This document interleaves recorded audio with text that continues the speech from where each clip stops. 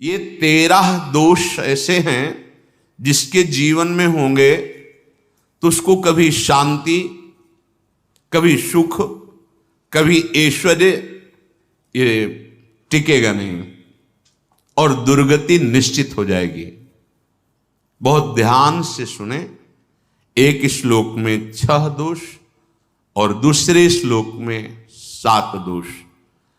उपासक को कभी इन दोषों को अपने अंदर टिकने नहीं देना चाहिए। और जो संसार के मार्ग में चल रहे हैं, अगर इन दोषों में चलेंगे तो हुआ जो आपके पुण्य कर्मों से ऐश्वर्य है भी वो नष्ट हो जाएगा।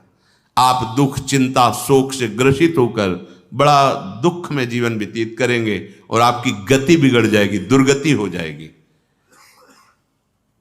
विकत्थनः स्पृहायुर्मनस्वी बिभ्रत कोपम चपलो अरक्षणश्च एतान् पापाः षण्णराः पाप धर्मान् प्रकुर्वते नोत्र सन्तः सुदुर्गे संभोग संविद विषमोति मानी दत्तानुतापी कृपणो बलीयान वर्ग प्रशंसी वनितास्तु देष्टा एते परे सप्तनशंस वर्गाः।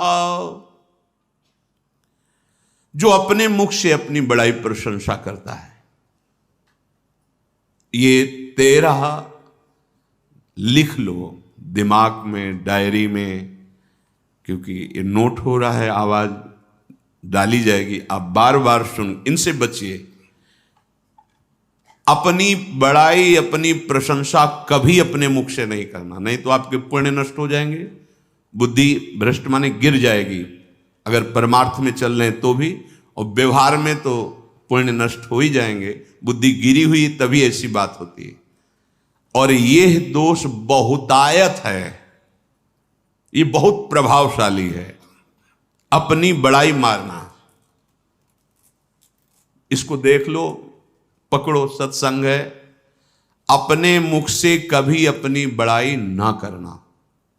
अगर कोई अपने मुख से अपनी बड़ाई करता है तो उसके सुकृत नष्ट हो जाते हैं, बुद्धि भ्रष्ट माने गिर जाती, पतित हो जाती है, फिर निर्णय ठीक नहीं। अगर हमारा सारथी, हमारा ड्राइवर मूढ़ हो तो कहीं भी हमको गिरा देगा, तो वो बुद्धि भ्रष्ट मतलब गिर जाती है, निर्णय करने लायक नहीं रहती। अपनी प्रशंसा अपने मुख से करना। दूसरा, लोलुपता, ये वृत्ति नहीं होनी चाहिए।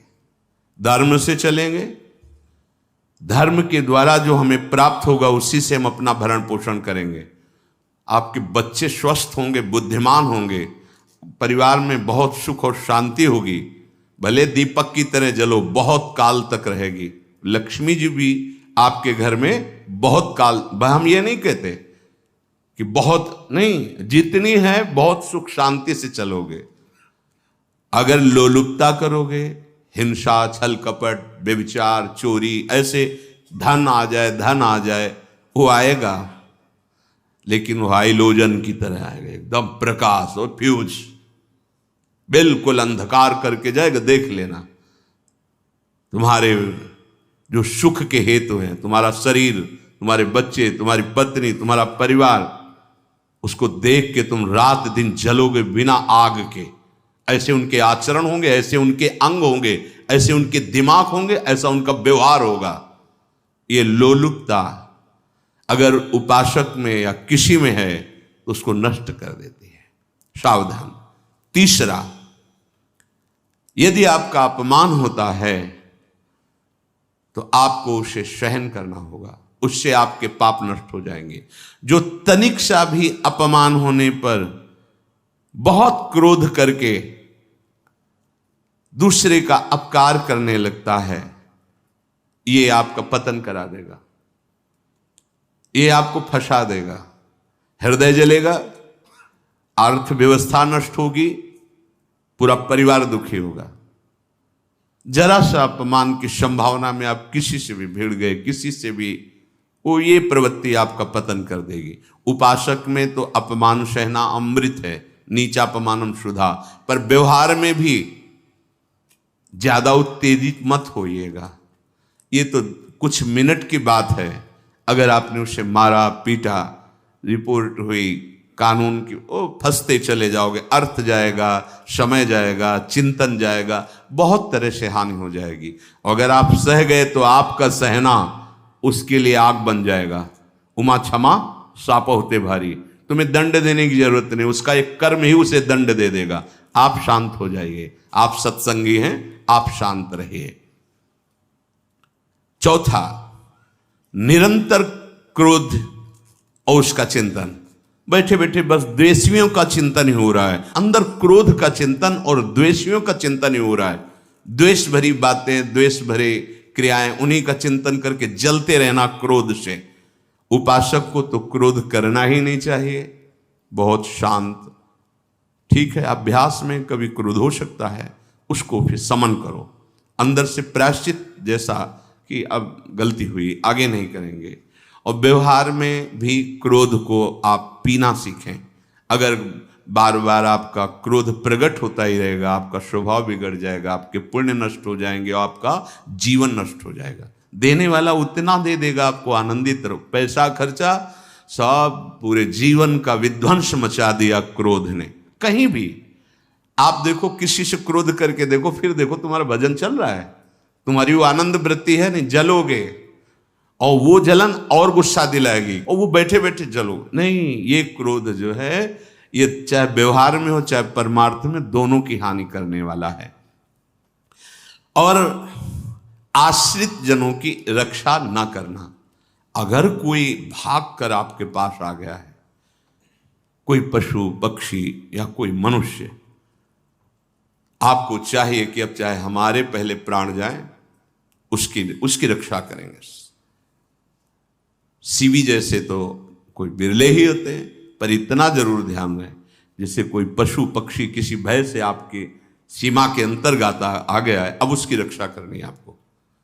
अगर आप स्वयं मार देते हैं या मरवा देते हैं, या आपके सुकृत नष्ट कर देगा, या आपकी दुर्गति का कारण बन जाएगा। और जो पाप कर्म उत्साहित होकर करते हैं, उपासक को तो बहुत सावधान रहना चाहिए, पर व्यवहार में भी जो नहीं करना चाहिए, अगर वो पाप कर्म आपके द्वारा मन में प्रेरित हो रहे हैं, संकल्प बन रहा है, क्रियाएं हो रही, दुर्गति पक्की, पुण्य नष्ट हो जाएंगे, दुख अशांति बढ़ती चली जाएगी, कभी शांति नहीं प्राप्त कर पाएंगे। ऐसा नहीं कि जो मन में आवे सो करें। पापाचरण निडर और उत्साहित होकर करना, अगर ऐसे लक्षण है, निश्चित दुर्गति होती है। ये 6, अपनी बहुत बड़ाई करने वाला अपने मुख से, लोलुपता, तनिक से अपमान में सहन ना करने वाला, निरंतर क्रोधी और आश्रित जनों की रक्षा न करने वाला, और निडर हर्षित होकर पाप कर्म करने वाला। दूसरे श्लोक में 7 है, 6 ये 7 हो। 1, संभोग का ही चिंतन करना, संभोग में ही मन लगाना, संभोग दूसरी स्त्रियों के साथ करने की भावना रखना। संभोग पहला है, संभोग। रात दिन बैठे बैठे बस यही चिंतन करना, गंदी बातों का, गंदी बातें देखना, गंदी बातें सुनना, गंदी बातों का चिंतन करना। फिर अन्य माताओं बहनों के प्रति काम दृष्टि से देखना, कोई आ जा रही है तो दृष्टि से, काम भाव से देखना, भोग बुद्धि से देखना, निश्चित पुण्यनाश दुर्गति। बड़े बड़े उदाहरण इतिहास में हैं जिन्होंने ऐसा दृश्य नेत्रों से देखने की चेष्टा की, मन में संकल्प किया भोगने का, नष्ट हो गए, चाहे वो कितने बड़े प्रतापी हों। ये दुर्योधन कोई साधारण थोड़ी है, भगवान व्यास देव जी के द्वारा ही तो लो, भगवान व्यास देव जी ही इसकी उत्पत्ति का कारण है। आप देखो, इतने महान पुलस्त जी ही उत्पत्ति का कारण है रावण की। बस यही ऐसे दोष हैं जिनके कारण जीव नष्ट हो जाता है। ठीक है, धर्मयुक्त काम भगवान ने आदेश किया है, आपका पाणिग्रहण संस्कार हो गया है, संतानोत्पत्ति की भावना से कुछ पवित्र तिथियों का त्याग करते हुए चर्चा में हुई है। एक नियम है, एक आदेश है शास्त्र का। आप बहुत काम प्रवृत्ति वाले हैं तो प्रत्येक मास में जब माताएं बहनें पवित्र हो जाती मासिक धर्म से, तो जिनका पाणी ग्रहण आपने किया, जो पत्नी स्वरूप है, वो ठीक है। वहां भी बार बार के लिए व्यभिचार प्रवृत्ति के लिए शास्त्र आदेश नहीं करता, संयम पूर्वक, और उसका चिंतन नहीं करना। पाणी ग्रहण संस्कार है, घर में विराजमान है, एक संयम एक नियम के अनुसार उसका चिंतन तो फिर भ्रष्ट कर देगा। चिंतन प्रभु का करना है, चिंतन प्रभु की सेवा जो आपके कर्तव्य, इसके चिंतन से बचो। घातक है, बहुत बड़ा जहर है। अगर विषय चिंतन होने लगा तो मरोगे, जिंदा जलोगे, दुर्गति भी होगी। ये अंदर की जो आग है ना, कामाग्नि, ये इतनी बढ़ती चली जाएगी, तुम्हारे होश खराब हो जाएंगे कि मुझे क्या करना चाहिए क्या नहीं करना चाहिए। कोवा मदांधो मदनातुरोमा, अंधा हो जाएगा, नहीं दिखाई देगा अनुजा तनुजा क्या है कौन है, कुछ नहीं, भ्रष्ट बुद्धि। संभोग का चिंतन नहीं। धर्मयुक्त काम आदेश है शास्त्र में। यदि आप प्रवृत्ति मार्ग में हैं तो अपनी पत्नी को जो पाणी ग्रहण स्वीकार किया है, वहां भी पवित्र तिथियों का त्याग करते हुए, एकादशी है, रामनवमी है, नव दुर्गा है, जन्माष्टमी है, राधाष्टमी, जो पवित्र तिथियों का त्याग करते हुए, और ऐसे जो मर्यादाएं हैं उसके अनुसार, और कहीं पराई स्त्री के साथ संभोग की बात निश्चित दुर्गति पक्की है। ऐसे ही माताओं के लिए है, स्त्री शरीर के लिए है। यदि वो ऐसी गलत चेष्टा, तो पतिवंचक परपति रति करही, रौ नरक कल्पसत परही। ये भोग चिंतन से बचने की चेष्टा कीजिए तो क्रिया से अपने आप बच जाएंगे। क्रिया के पहले चिंतन होता है, चिंतन से ही क्रिया का आवेश आता है। चिंतन संभालिए, इसी से भगवत प्राप्ति होती है, चिंतन से, और इसी से दुर्गति भी होती है। अनन्यश्चिन्तयन्तु माम, भगवान चिंतन करें, मेरा करो, कर्तव्य कर्म मेरे को समर्पित करो। अब जब चिंतन संभोग का होगा तो बुद्धि भ्रष्ट हो जाएगी। ये जो राक्षसी प्रवृत्तियां सुनने को मिलती है ना, कि ऐसा हुआ, वो देखा सुना और चिंतन किए, अब इतनी राक्षसी वृत्ति आ गई कि बस अब उनमें और राक्षसों में कोई अंतर नहीं रह गया। दूसरा, विषमता रखने वाला, सबके साथ बर्ताव ऐसा कि मैं बहुत श्रेष्ठ हूं और दूसरे सब नहीं, ऐसा व्यवहार नहीं। सब भगवत स्वरूप हैं, समान व्यवहार। जैसे आपके भोजन है तो जो आप पा रहे हो वही सबको दीजिए, बैठने की व्यवस्था, उठने की व्यवस्था, क्रम बाई क्रम, पर उसको भी नीच भाव से मत देखिए। उस कोटि का उसको प्यार दीजिए, दुलार दीजिए, सम्मान दीजिए। इतनी विषमता ना फैलाते रहें अपने जीवन में कि आप सबके निंदा के पात्र बन जाए। विषमता नहीं, सबको प्यार। हाँ ठीक है, पुत्र का अलग प्यार है, भाई का अलग प्यार है, पिता का अलग प्यार है, पर हमारा व्यवहार प्रीति युक्त होना चाहिए, विषमता भरा नहीं होना चाहिए। अगर हमारे चित्त में विषमता ही रही तो संसार है, प्रभु नहीं है। जीत विषम संसार कीर्ति जग बिस्तर है। जो विषमता पर विजय प्राप्त कर लेता है वही भगवत प्राप्ति का अधिकारी। ये विषमता बहुत बड़ी हानि है। तीसरी बात, अत्यंत मानी होना। जहां आपके प्राण कमजोर होंगे, पुण्य नष्ट होगा, आयुश्री सब नष्ट होना है, ऐसे आचरण करवाएगा गुरुजनों के साथ, महापुरुषों के साथ। ये बहुत नीच प्रवृत्ति है। अत्यंत मान प्रियता, मुझे सम्मान मिले, उत्तम प्रवृत्ति है। सबको मान देना, स्वयं अमानी रहना। चौथा, दान देने की बात कह के मुकर जाना या दान देकर पश्चाताप करना। दे दिया है, बहुत जल रहे हो, दूसरे से वार्ता कर रहे हो कि पता नहीं क्या यार बुद्धि में हो गया, हमने उसको इतना कहा था, उतना दे दिया, क्यों दे दिया, ऐसा मतलब अंदर चिंतन करना, क्यों दे दिया तो दिया। इसके बाद जो आपका जलन हो रही, पश्चाताप, सुकृत नष्ट हो रहे हैं। दान देकर पश्चाताप करना या दान देने की बात कह के मुकर जाना। जैसे आपने कह दिया आपको इतना इतना ऐसा, अब आप मुकर गए, ब्याज सहित तुम्हें देना होगा, ये तुम्हारी दुर्गति का कारण बन जाएगा। ऐसे ही नहीं बोलना चाहिए, बहुत होश से। वाणी एक अमोल है, जो कोई बोले जान, ये तराजू तौल के तब मुख बाहर आन। पांचवा, अत्यंत कृपण होना। ना परिवार को सुखी कर पा रहा, ना अपने को सुखी कर पा रहा है। एक एक सिक्का बैंक में जो मर गया। धन की वास्तविक गति यही है कि अपने परिवार को खूब उसकी अनुकूलता प्रदान करो, उसमें से कुछ हिस्सा किसी ऐसे को जिससे तुम्हें बदले में कुछ लेने की भावना ना हो। कोई साधु महात्मा, गाय, पशु पक्षी, किसी भी जीव बीमार है शरीरधारी, उसके जिससे कुछ कभी लेने की भावना ना हो, एहसान की भावना ना हो। सो धन धन्य प्रथम गति जाकी, धन्य हो गया उसका धन। अब वो कृपण का धन किसी काम में ना स्वसुख, ना परिवार के सुख, ना धर्म कार्यों में, व्यर्थ जीवन चला गया। उसी धन का चिंतन करना, उसी का संग्रह करना और उसी की रक्षा करते करते शरीर छोड़ देना, तो चिंतन बिगड़ गया।